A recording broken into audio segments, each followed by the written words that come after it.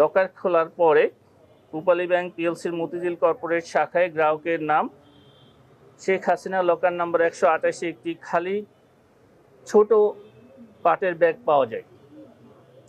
অগ্রণী bank principal শাখায় গ্রাহকের নাম শেখ হাসিনা এবং সাইমা ওয়াজেদ পুতুলের নামে লকার নম্বর 751, যাতে আনুমানিক 422.26 ভরি স্বর্ণালঙ্কার পাওয়া যায়। অগ্রণী ব্যাংক প্রিন্সিপাল শাখায় শেখ হাসিনা ও শেখ রেহানা সিদ্দিকীর নামে থাকা লকার নম্বর 753 খোলার পর 410.25 ভরি স্বর্ণ পাওয়া যায়। মোট দুটি লকারে, অগ্রণী ব্যাংকের দুটি লকারে 832.51 ভরি স্বর্ণালঙ্কার পাওয়া যায়। এই সংক্রান্ত প্রমাণাদি আমরা আপনাদের কাছে আপনাদের সুবিধার্থে, প্রকৃত তথ্য জানার সুবিধার্থে সরবরাহ করি।